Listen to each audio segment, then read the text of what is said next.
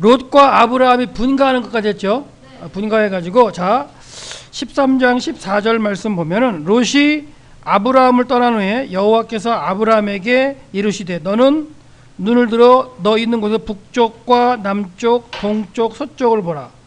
그 다음에 보이는 땅을 내가 너와 네 자손에게 주리라 하셨죠. 그래서 여기서는 너와 네 자손에게 주리라고 말씀하시는데 맨 처음에 세겜 땅에 왔을 때는 네 자손에게 주리라고 하셨지. 그래서 그런 것도 하나씩 이렇게 살짝 정확하게 보는 것도 괜찮은 것 같아. 여기서 이제 너와 네 자손에게 주리겠다고 말씀하시고 내가 네 자손이 땅에 티끌 같게 하리라. 뭐하는 얘기야? 땅에 티끌 같이 많게 하리라. 먼지처럼 막 풀풀 날리리라. 이런 게 안 좋은 의미가 아니라 많게 한다는 얘기죠. 사람이 땅에 티끌을 셀 수 있는데 네 자손도 세리라 하시고 말씀하셨고 결국 무슨 말이냐? 베델 동편 아이 서편에서 롯은 이 앞쪽 요단 동편 땅을 택해서 내려갔죠. 내려가가지고 성읍들에 거하다가 결국 소돔까지 들어가는 그런 장면이 있고 이게 몇 년 후에 그 소돔성에 들어가서 망하는 줄 알아? 자, 지금 우리가 이게 생각하고 있는 거 여러분이 또 그 나이를 또 좀 생각해야 되는데 지금 나이가 몇 살 정도 될까? 해봐야 76세야. 77세 정도. 76 내지 77세 정도 된다고. 그 아브라함이 75세에 들어왔죠. 그 다음에 흉년 만났지. 애굽 가가지고 그 흉년을 피하고 왔지. 한 1년 정도 만나면 76 내지 77이야. 근데 소돔성에 있는 롯이 소돔성에 있을 때 아브라함이 하나님 만나가지고 하나님으로부터 소돔성을 구해 줄 수 있다는 그런 그 언약을 받은 게 몇 살이냐면 99세야. 99세. 그러면 롯이 성읍들에 거하면서 한 23년 내지 24년은 잘 먹고 잘 살았어. 진짜로. 잘 먹고 잘 살았는데 결국은 그거 살고서 이제 멸망의 성읍으로 가는 거야. 결국. 성경적으로 본다면 한 99세 하나님께서 99세 때 나타나셔가지고 아브라함의 이름을 바꿔주셔요. 그 다음에 할례를 명하셔가지고 할례를 행하게. 그 다음 사건이 창세기 18장 19장에 소돔성 사건이 나와. 그러니까 한 롯이 한 23년 내지 24년은 잘 살죠. 그러니까 띵까띵까 잘 살았을 거예요. 그러니까 우리가 뭘 선택해도 금방금방 하나님이 막 징계하고 이러지 않으시는 것 같아. 그러니까 그 기회가 주어질 때에 그 삶의 터전에서 여러분이 삶의 터전에서 고민하면서 이렇게 돌아오는 그런 과정이 이제 필요할 것 같은데 우리가 뭔가 잘못해서 바로 징계하신다면 좋을 수도 있죠. 금방 깨닫고 돌아오니까. 근데 한 10년, 20년 참으시다가 뻥 한번 해봐봐. 참 그게 참 고민이지. 근데 그런 거 오늘 이제 살펴볼 거예요. 하나님께서 보통 한 10년 단위로 아브라함도 13년 만에 꿍 이렇게 하셨거든. 잘 믿는 것 같았는데 너 그거 아닌데? 할 말 없지. 그래서 롯이 분간 후에 이렇게 됐고 그 다음에 이제 아브라함은 유대 산지에 머물러요. 그래서 너는 일어나 그 땅을 종과 횡으로 두루 다녀보라. 내가 그것을 너에게 주리라 했고 이에 아브라함이 장막을 옮겨 어디로 가요? 헤브론에 머물러. 근데 마므레라는 헤브론에서 머물러서 거기 거주하며 여호와께 뭘 쌓아요? 제단을 쌓더라. 그래서 아브라함이 제단을 쌓는 게 4번이 정확하게 나와요. 4번. 자, 이 앞전에 어디서 쌓지? 세겜에서 쌓고 그 다음에 베델에 올라가서 쌓죠. 그래서 세겜에는 단 쌓고 그 다음에 베델에 올라가서는 단 쌓고 여호와 이름 불렀고 그 다음에 다시 베델에 왔을 때 단 쌓는지 안 쌓는지 그거는 정확하게 안 나와. 그 다음에 지금 쌓는 게 어디예요? 헤브론에서 단을 쌓아. 마지막에 이제 창세기 22장에서 아들 이삭을 번제로 드릴 때 그때도 단 쌓죠. 그래서 정확하게 나오는 건 4번이 나와. 4번. 단을 쌓다는 거. 그 다음에 이제 창세기 이제 14장을 이제 들어갈 텐데요.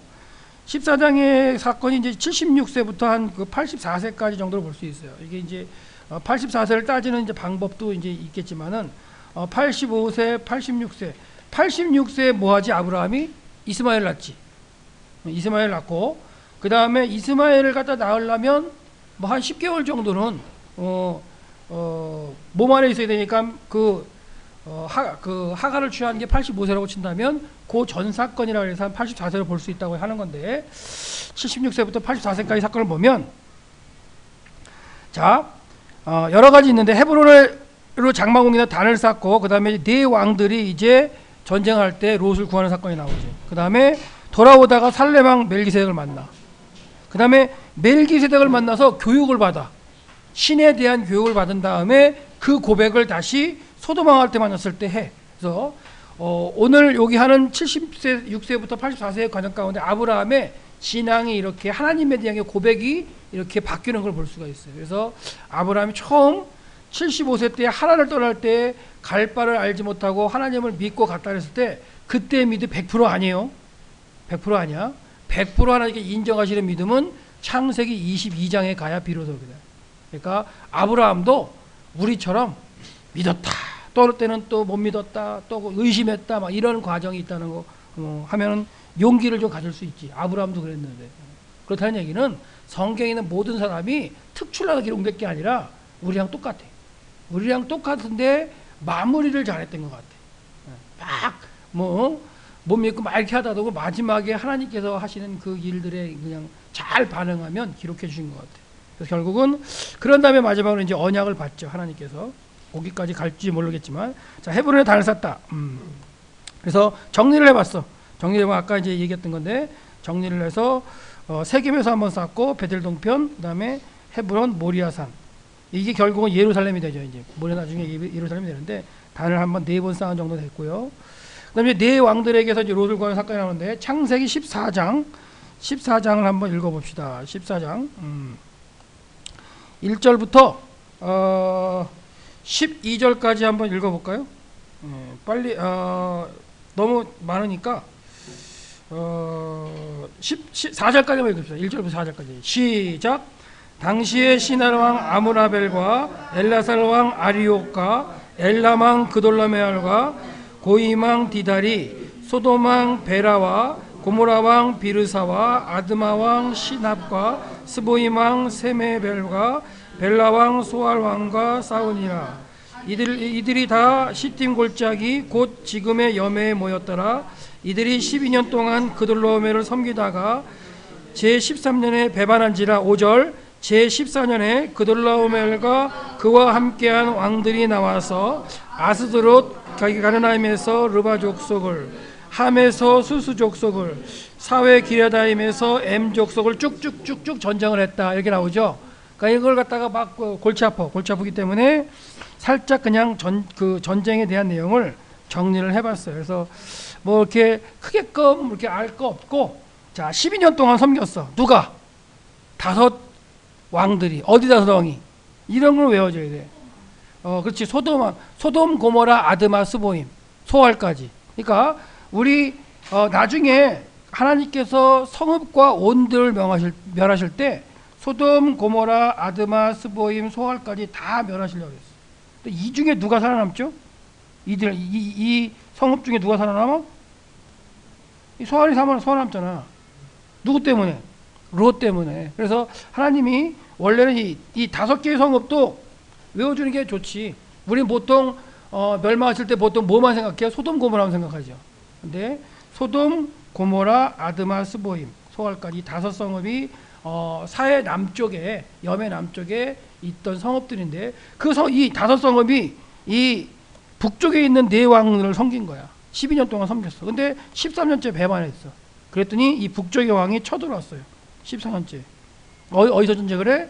여매, 곧 시딤 골짜기에 전쟁했다. 그래서 쭉 이제 나오는데 그 정도까지만 알아도 돼. 그래서 나는 이제 그런 거 나와도 지도 갖다가 막 찾아보고 이제 다 정리를 하지. 그래서 북쪽에서부터 이렇게 쳐들어오면서 수수 족속, 엠 족속, 홀 족속 다 뭐 쳐부수고 이런 과정이 나와요. 근데 이런 것까지 뭐 자세하게까지 할 필요는 없고, 일단은 그 여매 남쪽에 있는 이게 다 이렇게 쳐들어왔고, 여매 남쪽에 있는 여매 남쪽에 있는 여기 있는 소돔, 고모라, 아드마, 스보임, 소알까지 이제 쳐들어와서 이 5 성읍을 괴롭히는. 근데 이 5 성읍이 왜 등장하냐면 아무래도 롯이 이 5 성읍을 이렇게 옮겨 다니면서 살 수 있을 것 같아.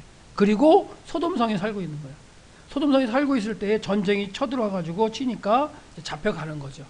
그렇게 보시면 될 거예요. 그래서 뭐 엠 족속, 뭐 아모리 족속, 아말렉, 그다음에 호리 족속 이렇게 해가지고 여러 북쪽의 나라가 아예 그냥 이 남쪽 나라를 치는 김에 쫙 쳐서 전쟁에 내려왔다고 보시면 돼. 결국 네 왕이 다섯 왕을 갖다가 이렇게 이제 그 괴롭히는 거지. 근데 이거는 다른 데 다섯 왕이 아니라 염해 남쪽 그 롯이 머무는 소돔 고모라 아드마 스보임 소알 그 성읍들 주변으로 이제 다섯 왕을 얘기하는 거예요. 근데 왜 쳐들어왔냐고 생각하냐면 학자들은 이 땅이 소금이 많아. 그러니까 소금을 갖다가 이렇게 정기적으로 이렇게 팔아줘야 되는데 소금이 또 중요한 거죠. 영화에도 있었던 것 같아요. 소금에 대한 영화. 그러니까 소금도 사람이 없어서는 안 되는 거기 때문에 그 고대에도 소금이 중요했는데 그 소금이 그 다섯 아마 왕국이 아마 왕들이 공급을 했을 거야. 근데 어느 날 배반을 해버려가지고 전쟁을 하게 되는 그런 과정이 되는데 이 전쟁이 기록된 이유가 뭐냐? 거기에 롯이 살았기 때문에 그래요. 그렇지? 결국은. 그래서 전쟁을 했더니 도망한 자가 와서 히브리 사람 아브라함에게 고함해 때에 아모리 족속 마므레 상수리 근처에 있던 그 아브라함이 이제 들었죠. 그래가지고 아브라함이 이제 뭐하고 됐어요? 집에서 길리운 318명의 용병이죠, 용병. 용병을 데리고 어디까지 쫓아가? 단까지 쫓아가. 단까지 쫓아가. 그래서 그가 가신을 나누어 밤에 그들을 쳐서 파하고 다메섹 좌편 호박까지 쫓아갔더라. 여기서 한번 보면 북방의 네 개의 왕이 소돔 고모라 아드마 소임이나 주변 나라를 가서 치려면 얼마나 병력을 데려왔을까? 그건 몰라. 얼마 데려왔지는 모르겠지만 많이 데려왔을 것 같아. 근데 그 많은 사람을 몇 명이 없애? 318명이. 가능할까? 가능하죠. 이런 사건이 또 있어 성경에. 예, 기드온이 13만 5천 명.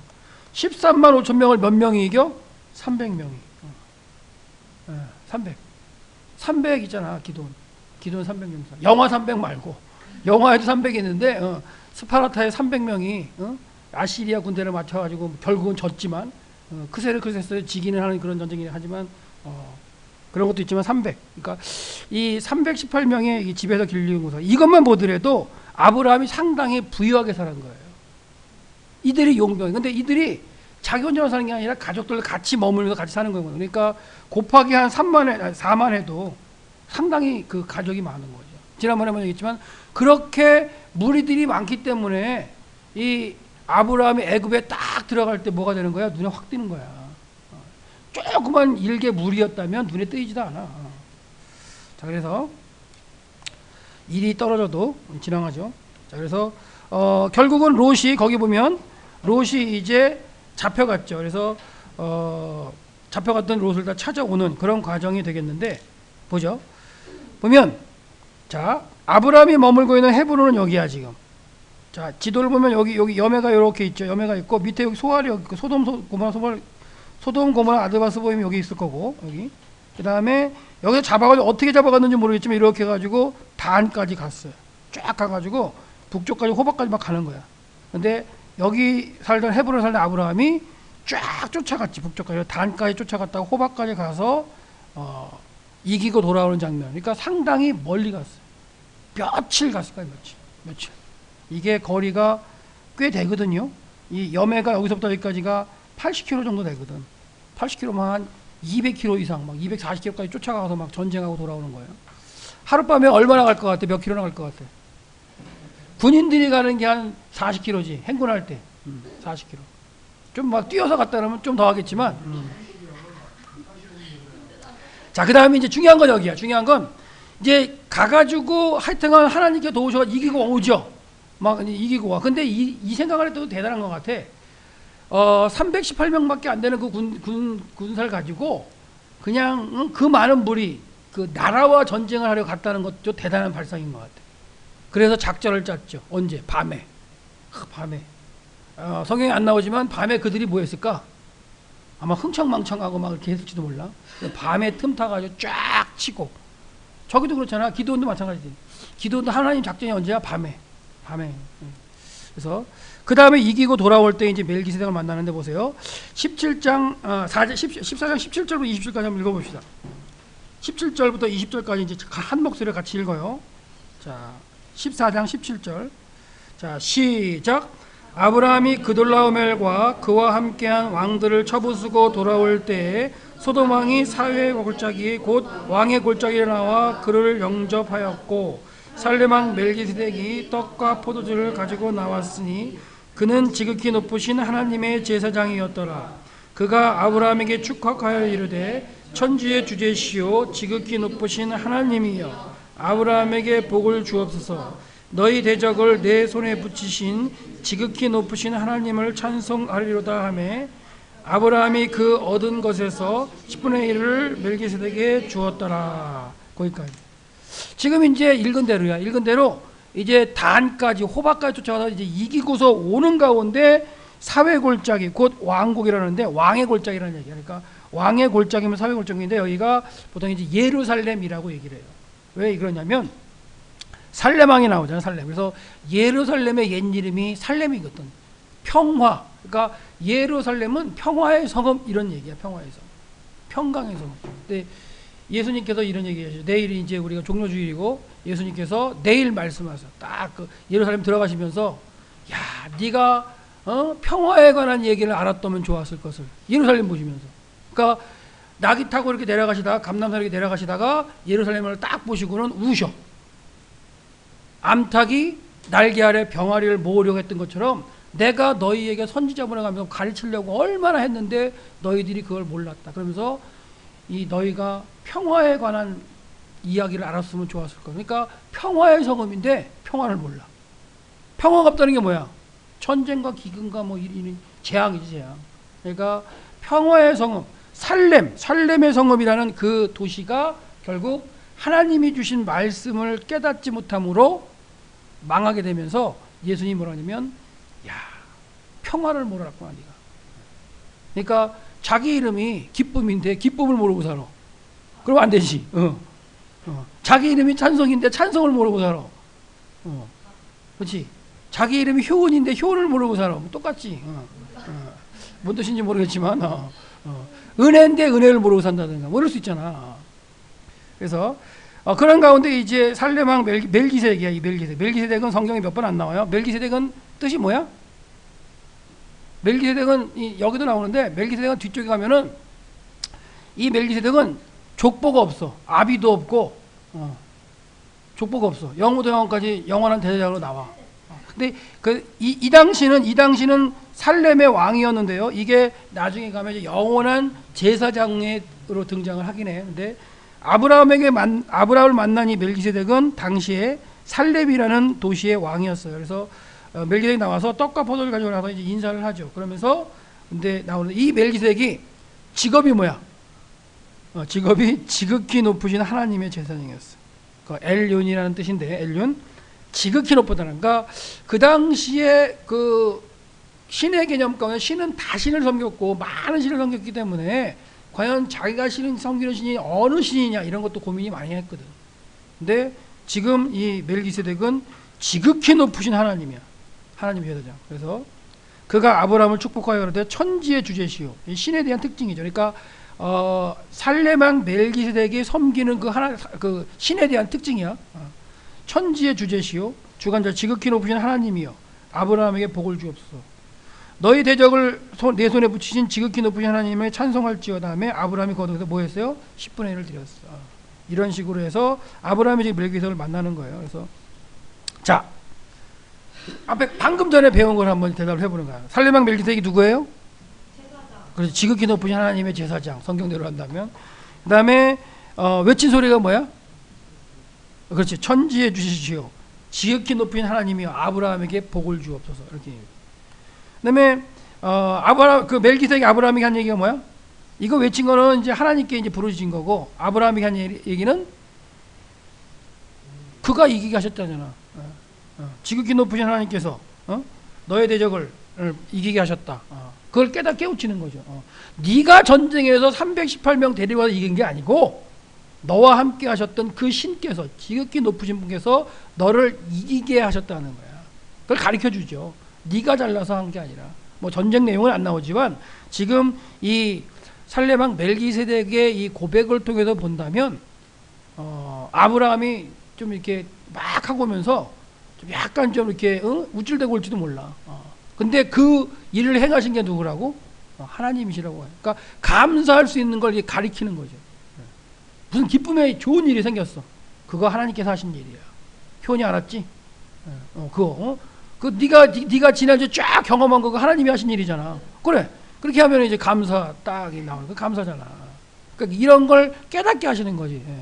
그러니까 뭔가 좋은 일이 있어 막 너무 좋아가지고 기쁨을 어쩔 줄을 모르고 다니는데 그거 하나님께서 하신 거야. 딱 그럼 감사해야지.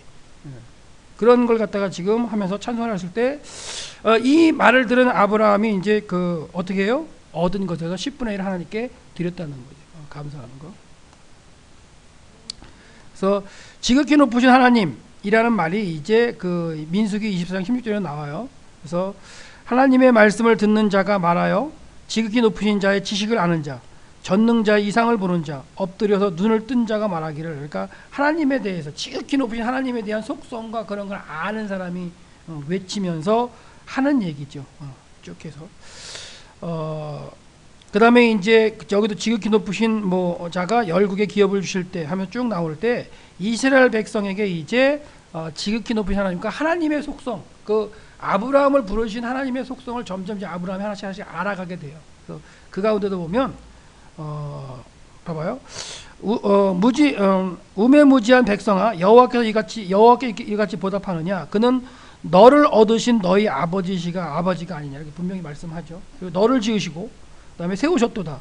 옛날을 기억하라. 역대연대를 생각하라. 내 아비에게 물어라. 그가 내게 설명할 것이 내 어른에게 물어라. 그들이 내게 이르리로다. 그래서 여러분들은요, 예수님을 믿고 하나님을 믿는다는 건 물어야 되는 거야. 개처럼 물으라는 게 아니고, 그렇지? 뭘 물어야 돼? 목사님 몇 살에 이런 거 묻는 게 아니고 뭘 물어야 돼? 성경 말씀을 물어야 된다. 이렇게 모여서 성경 보는 게 정상인 거야.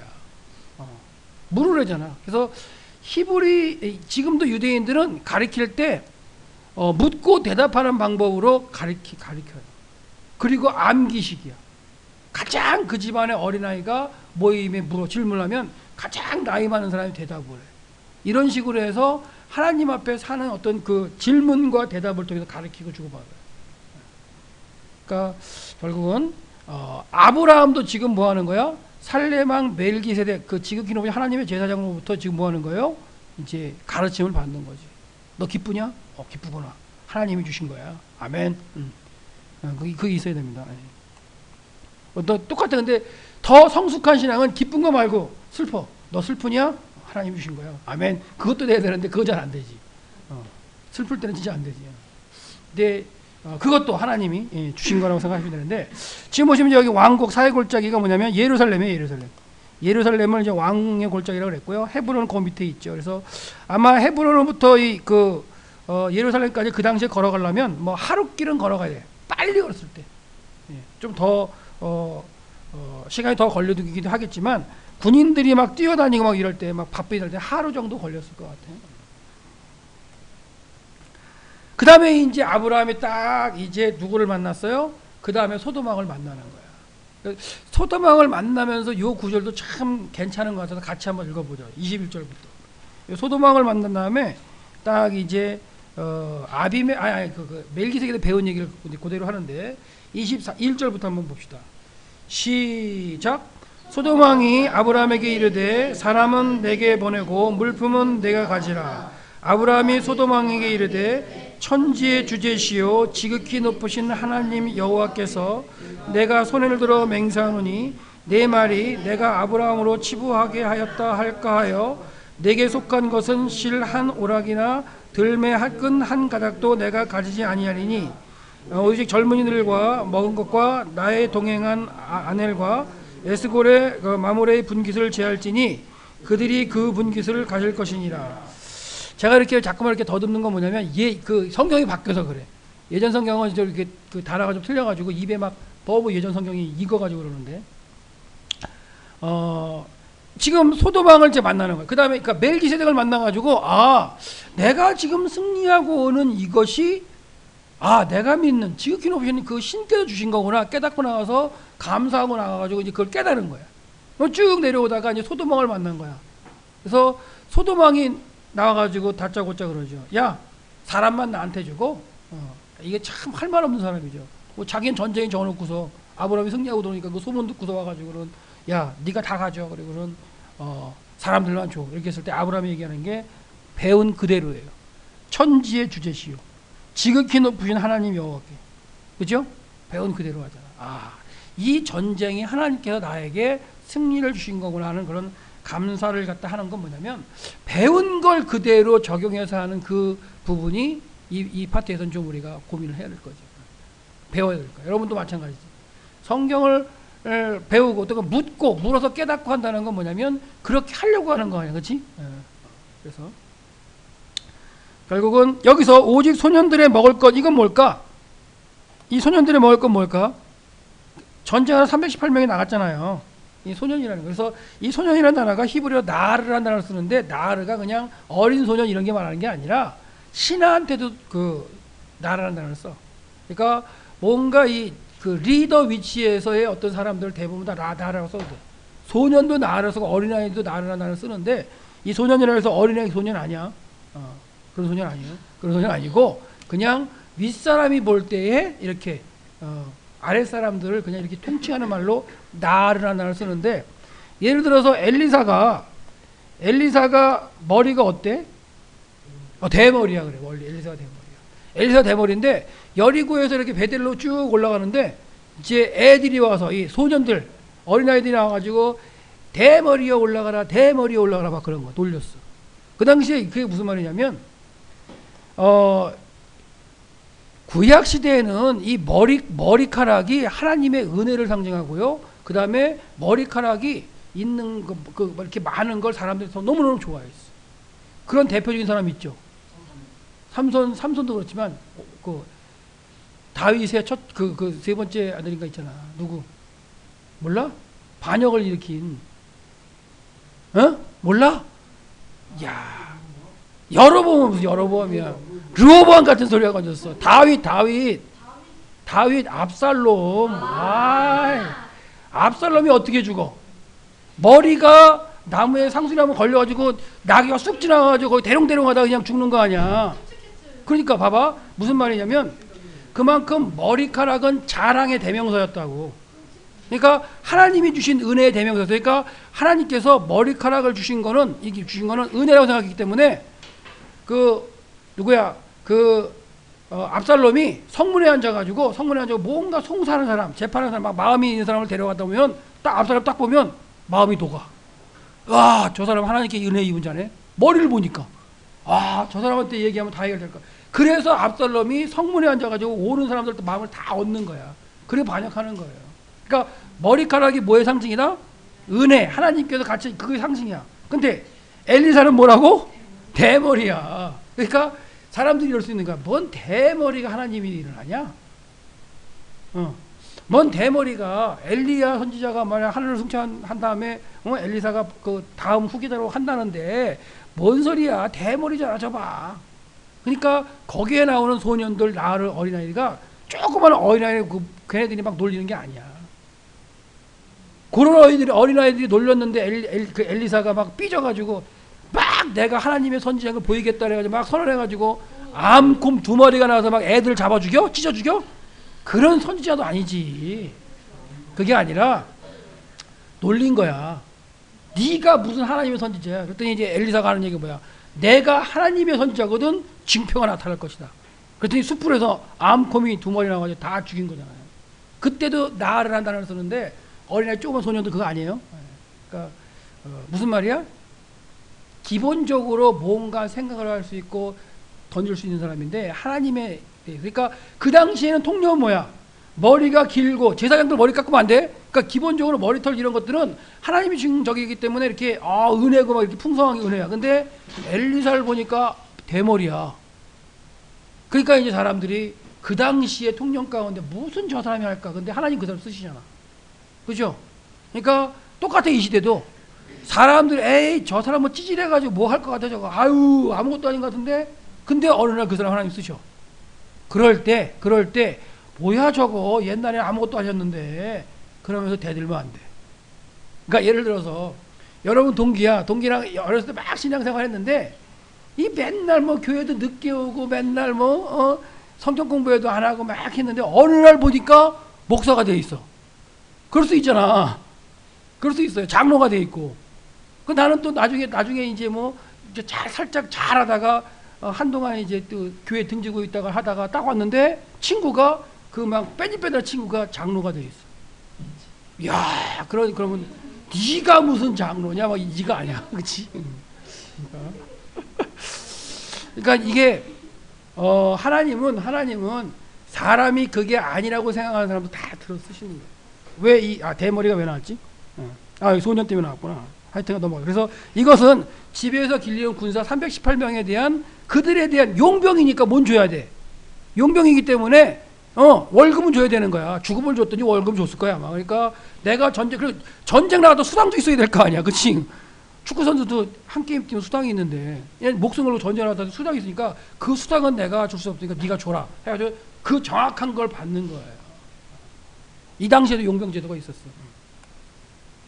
그래서 소돔왕을 만난 게 이제 그 왕의 골짜기에서 지금 예루살렘이에요. 여기가 예루살렘이니까 뭐 거기라고 생각하시면 넘어가겠고, 결국은 이 파트에서 우리가 알 건 뭐냐면 아브라함도 그 전쟁하고 돌아오면서 뭐한다? 깨닫는다.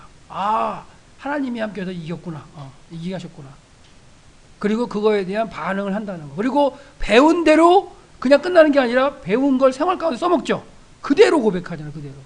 그게 14장에서 우리가 좀 볼 수 있는 그런 어떤 내용인 것 같아요. 그래서 14장을 통해서는 왜 24장에 들어왔을까는 모르겠지만 하여튼간 왜 저기 북방의 네 민족 네 왕이 다섯 왕과 전쟁하는지 그건 모르겠지만 하여튼간 그 과정 가운데 아브라함의 고백이 등장하죠.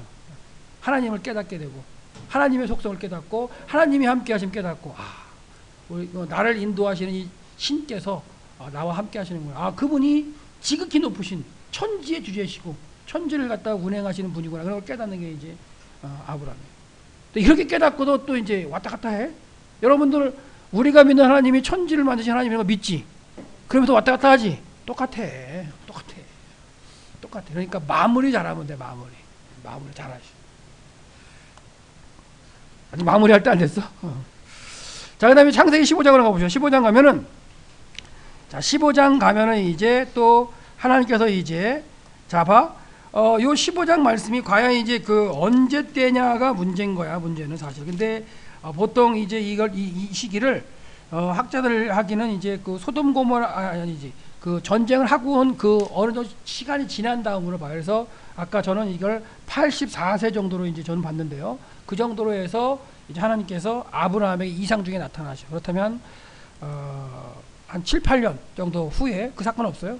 그 상황이 없고 그 다음에 나오는데, 자 15장 1절부터 4절까지 한번 읽어보자. 1절부터 4절까지 시작. 이후에 여호와의 말씀이 환상 중에 아브라함에게 임하여 이르시되 아브라함아 두려워 말라. 나는 네 방패요 너의 지극히 큰 상급이니라.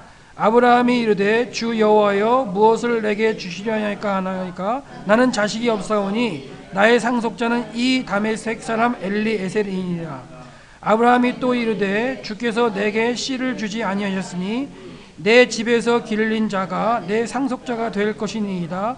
여호와의 말씀이 그에게 임하여 이르시되 그 사람이 내 상속자가 아니라 내 몸에서 날 자가 내 상속자가 되리라 하시고. 자 보세요. 여기 이제 상속자 개념이 나오는데, 자 하나님께서 이제 이게 정확한 때가 언제인지 모르겠지만 그 사건이 있으니 하나님께서 이상 중에 나타나서 뭐라냐면 아브라함을 불러줘. 그러면서 가르치셔요. 뭐라냐? 두려워 말라. 나는 너의 방패요 지극히 큰 상급이라. 딱 이제 하나님이 이제 다시 또 아브라함을 갖다 나와서 말씀하시니까 아브라함이 얘기를 하죠. 분명히 하나님께서 당신께서 나를 떠나게 하시고 이 약속의 땅에 머물고 가나안 땅에 머물면 후손을 통해서 준다고 하셨고 후손을 갖다 주시면 이 땅을 주신다고 약속했는데 왜 나한테 상속자를 안 주냐 이렇게 이제 얘기하는 거예요. 그래서 보면 주 여호와여 무엇을 내게 주겠습니까? 나는 자식이 없습니다. 무자합니다. 그러니까 없으니까 상속자를 갖다가 난 자식이 없기 때문에 이 상속자를 나는 엘리에셀로 생각할래요 이렇게 해요. 그러니까 다메섹을 지나올 때 하란을 거쳐서 이 가나안 땅을 돌 때 다메섹을 지나오게 되거든. 그래서 그 당시에 이제 다메섹을 지나면서 이 엘리에셀이라는 이 종이 이제 같이 아브라함과 함께 왔었을 거예요. 그러니까 너무 일을 잘 처리했던 것 같아. 일을 잘 처리했기 때문에 아브라함이 그래 너 우리 집에서 같이 지내자. 용병들도 같이 하는 판이니까. 그래서 이제 엘리에셀이 들어왔는데 이 엘리에셀이 일을 너무 잘하는 것 같아. 너무 잘하니까 나한테 자식도 없고.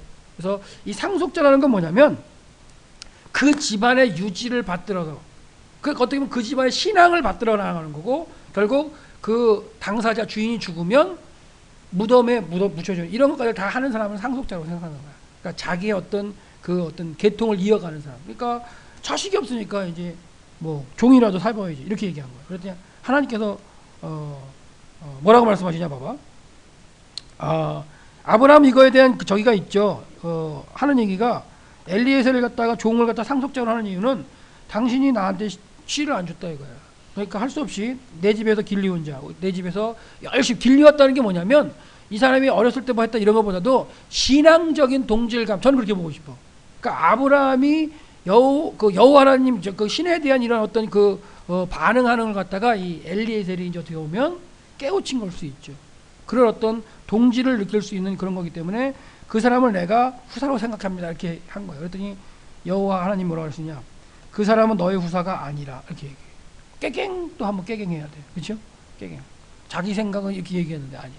그러면서 내 몸에서 날 자가 네 후사라 이렇게 말씀하셔요. 야, 나이도 늙었는데 뭐 이럴 수도 있죠. 그러고서는 뭐하냐? 이끌고 밖으로 나가서 하늘을 우러 별을 셀 수 있나 보라 이렇게. 그럼 이 이상이 임한 게 언제일까요? 낮이야 밤이야? 밤이죠. 밤은 밤이죠. 이상. 뭐 꿈속에도 쓰고 이상 중에 환상 중에 오는 거니까. 그래서 네 자손이 이와 같으리라고 말씀하셨어요. 그러면서 하신 말씀이 뭐냐? 믿었어요. 아브라함 믿었어. 그러니까 그 믿은 거 의로 여겨주셔. 이것도 마찬가지야. 100% 믿었다. 여러분 평상시에 말씀하는 거 믿어 안 믿어? 믿지? 그 다음에 믿을 때 100% 믿어 안 믿어? 100% 믿지. 믿는데 그게 가다가 어떻게 돼? 예. 이게 시간상의 문제죠. 어떻게 살다 보면. 믿긴 믿어. 믿는데 그게 이제 생활 속에 와서 이게 믿음이 이제 드러나려면 이제 힘든 거죠. 예. 그랬더니 봐봐.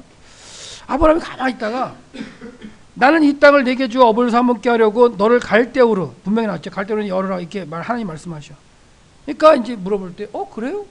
그러면 주 여호와여 내가 이 땅을 유업으로 삼을 줄 무엇으로 할리까 또 물어보죠.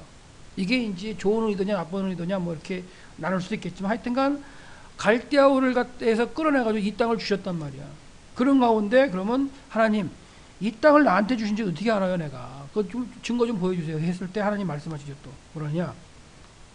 나를 위하여 3년 된 암소와 3년 된 암염소와 3년 된 수장과 산비둘과 집들비둘기를 취할지니라. 취해가지고 모든 것을 취하여 그 중간을 쪼개고 쪼갠 것을 마주 대어놓고 그 새는 쪼개지지 아니하였으니 솔개가 그 사치에 내릴 때 아브라함이 쫓았더라. 이렇게 나오죠. 이제 많이 읽어본 구절이고 그 다음에 해질 때 아브라함이 깊이 잠든 중에 캄캄함이 임함으로 심히 두려워요.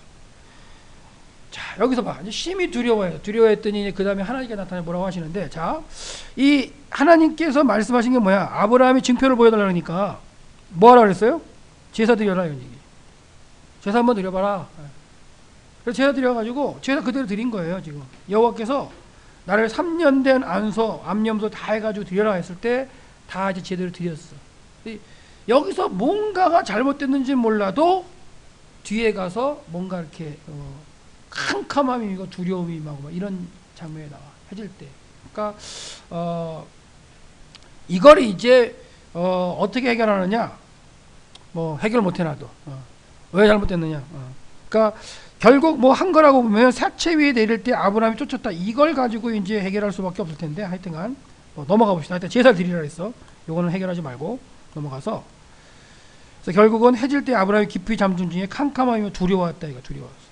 막 두려워하는 거. 그 다음에 이제 하나님께서 말씀하시네. 봐요. 여호와께서 아브라함에게 계시되 이제 하나님이 이제 통보하시는 거야. 너는 정령이 할라. 지금 이 말씀이 왜 나왔냐면 내가 이 땅을 유업으로 얻을 거 어떻게 하리까 하는 그 가운데 나온 거예요. 네. 너는 정령이 할라. 네 자손이 이방에서 객이 되겠다. 그리고 그들을 섬기겠다. 그들은 400년 동안 네 자손을 괴롭게 하겠다. 그 섬기는 나라를 내가 징치할 거고 그 후에 네 자손이 큰 재물을 입고 나오리라. 너는 장수하다가 평안히 조상에게 돌아갈 것이요 네 자손은 4대 만에 이 땅으로 돌아오리니 이는 아모리 족속의 죄악이 아직 관영치 아니었다. 이렇게 얘기하고 있어요. 그러니까 이게 어떻게 나온 거냐면 하나님 이 땅을 나한테 주신 걸 어떻게 알고 있어요? 라고 물었을 때 그 제사 드리라고 했지. 제사를 갖다가 그대로 했어. 그대로 하다가 솔개가 내려올 때 사체를 갖다가 내려올 때 쫓았어. 그 다음에 왜 그런지 몰라도 두려움이 있고 막 깊이 잠동 중에 캄캄하게 임하는데 여호와의 말씀이 임한 거야. 근데 봐봐, 뭐야? 네 자손이 애굽에 종살이 가겠다는 거야. 몇 년 동안? 400년 동안. 자, 이방의 계기. 야, 지금 자식이 있어 없어? 자식도 없어. 자식도 없는데 무슨 자손이 나와가지고 애굽에 가가지고 말이야, 종이 되고 뭐 이래. 하나님이 미리 선언하시잖아요. 항상 제가 얘기하죠. 하나님은 하나님의 사람 믿고 하나님의 말씀을 순종하려고 가려는 그 사람에게 이미 선언하신다 그랬잖아요. 항상 선언하시고 그대로 행하시는 게 하나님이야. 그러니까 아브라함에게 이렇게 이미 자식도 없는데 아들도 없는데 무슨 자손이 나와. 자손이 나와가지고 애굽에 들어가 뭐 400년 동안 그들을 섬겨. 이 말씀 이게 하나님이에요. 상상도 못하지. 400년을 계획하시는 하나님이에요. 400년. 대단한 하나님이지. 그래서 네 자손이 큰 재물을 이끌어가고 아니라 너는 장수하다가 평안히 종하다 조상하게 돌아갈 것이요. 이렇게 나오죠. 4대 만에 돌아. 이게 하나님의 언약이야. 그러니까 이 언약이 자손에 대한 걸 약속을 하신 다음에 그 다음에 땅에 대한 약속을 할 때 아브라함이 물은 거예요. 이 땅을 내가 업으로 삼을 줄 어떻게 알아요? 그랬을 때 이런 말씀을 하셨어요. 자, 해가 져서 어두울 때에 연기나는 풀무가 보이며 타는 횃불이 쪼갠 고기 사이로 지나갔더라. 이런 단서가 왜 있냐면 고대에는 언약을 할 때, 약속을 할 때 동물들 다 쪼갰죠. 아까 반을 쪼갰잖아. 반띵했잖아. 이렇게 찌우니까 이렇게 세워놨어. 쪼개놓고는 언약을 하는 당사자끼리 그 쪼갠 고기 사이로 지나갔어요. 그러면서 언약을 맺었어. 만약에 언약을 둘이서 당사자 맺었는데 둘 중에 한 사람이 안 지킬 시에는 그 안 지킨 사람이 이 고기를 쪼갠 것처럼 쪼개지려는 그런 의미 가운데 그 당시에 언약을 한 거야. 무서운 거죠. 그러니까 그 당시에 말로 하는 이 언약도 상당히 뭐한 거예요? 중요하게 생각해 뭐냐면 신 앞에 맹세한 거거든. 그 당시 사람은 다 신을 믿었어. 뭐 엄한 신을 믿어서 그렇지. 그러니까 이 엄한 신들이 자기의 생명을 주고 이런 걸 생각했기 때문에 신 앞에 말한 것까지도 아주 중요하게 생각하면서 이런 행동을 한 거예요. 근데 쪼갠 고기 사이로 누구만 지나가죠? 여호와만 휙 지나가시죠. 결국 이건 무슨 말이냐면 아브라함과 하나님이 아브라함과 쌍방 언약을 할 수는 없어요. 어떻게 이 인간이 하나님과 쌍방 언약을 하냐? 하나님의 일방적인 언약이지. 그러니까 하나님의 일방적인 언약을 선언하신 거예요. 그렇다는 얘기 뭐야? 일방적으로 선언한 다음에 믿어. 이루어질 거야. 이게 하나님의 방법이에요. 하나님의 방법이야. 일방적인 거야, 일방적인. 그러니까 그 당시에 보통 사람들은 쌍방 언약이지. 근데 절대 하나님과는 쌍방 언약이 아닙니다. 하나님과는 이렇게 딜할 존재가 아니야. 뭐 하나님 이거 해주면 이게 아니야. 그냥 명령하시면 아멘하고 순종할 그런 어떤 상황이지. 잠깐만요. 이것도 아니야. 그러니까 아브라함에게 지금 이렇게 15장에 나타나셔가지고 이렇게 말씀하시는데, 그러니까 자손에 대한 언약은 믿었어 사실. 그렇죠? 네. 하늘의 별과 같다. 이렇게 뭐 땅의 모래와 같다. 이렇게 말씀할 때 믿었고, 그 다음에 이제 땅에 대한 언약을 갖다가 했을 때에 이렇게 하나님께서 말씀하셨어요. 근데 이 말씀, 하나님이 선언하신 이 말씀이 그대로 다 이루어져요. 100%.